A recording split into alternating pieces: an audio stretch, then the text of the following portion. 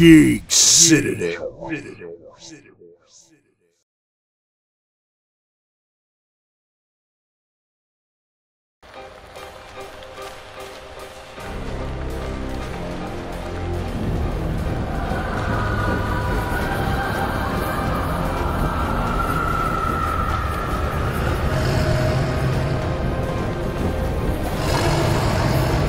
Gabriel Knight Sins of the Fathers is an adventure game classic. It was full of adult humor and powered by a dark mystery surrounding voodoo.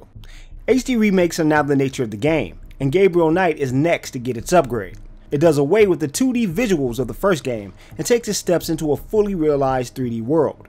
For those who don't know about the story of Gabriel Knight Sins of the Fathers, it follows a charismatic novelist who gets involved in a murder case.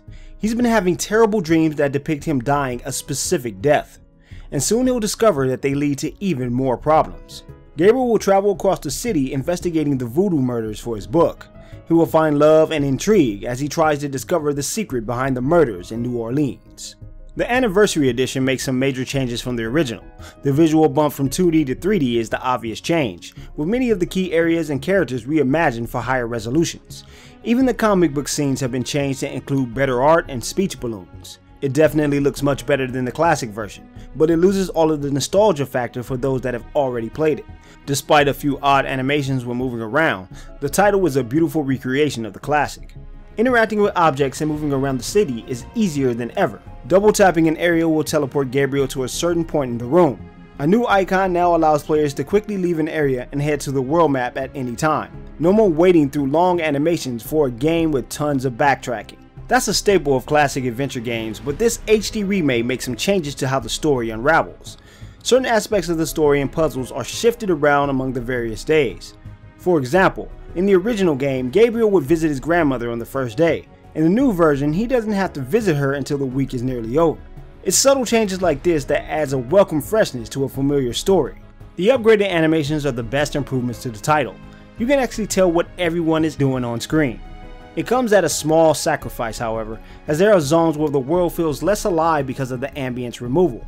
The crime scene was hectic when Gabriel reaches the location in the first game, but it seems much calmer in the upgraded version. Also, the police station doesn't have that lively hustle and bustle about it anymore. It's good that the upgraded puzzle design outweighs a few removed animations. No more randomly clicking on pixels to find a snake scale in the sand. User interface upgrades and of course cleaner graphics improve the experience from the original. The puzzles in Gabriel Knight have always been well thought out, besides that awful clock puzzle. Now Gabriel has a journal to keep up with current events for the day, and if all else fails, a new hint system is in place to help players push through the story. Fans of the classic will notice that the voices have changed for many of their favorite characters. Sadly, Tim Curry, Mark Hamill, and many others were not able to re-record their voices. Instead, they have been replaced by a whole new cast who try to replicate the voices as much as they can. How did you get into this kind of business? Now, why should I discuss my business with you, man? They do a fairly great job at sounding like the original characters, and some voices actually sound better than the originals. The only change I miss personally is Leia Remini's feisty run as Grace Nakamura. Gabriel, shut that refrigerator, please. Oh, I can smell it from here. Whim. My only real complaints come from puzzles that allow players to clear manual input. Some of them have incredibly long strings, but the player will only be able to clear all the text instead of deleting a single character. Another problem I have is the strange speech balloons during the comic book cutscenes. Maybe it's the extensions that block out the visuals on screen, but I just think it looks out of place and unnecessary. Do any of these changes make the Anniversary Edition better than the original? That's going to be subjective to anyone that's played the first game. Of all the things I could go to jail for, that is not going to be one of them. There are always going to be games that we mesh more with and don't want touch. Chrono Trigger, I'm looking at you.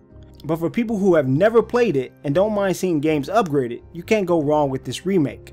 It's a fantastic recreation of a classic title, and it even features some behind the scenes content from the original game for the nostalgic.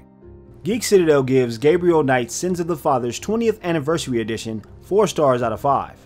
A lot has changed to bring this classic to the HD world, but it's still very much a classic.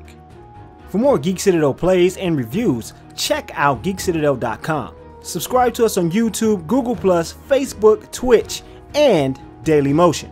Thanks for watching, and we'll see you ladies and gents next time.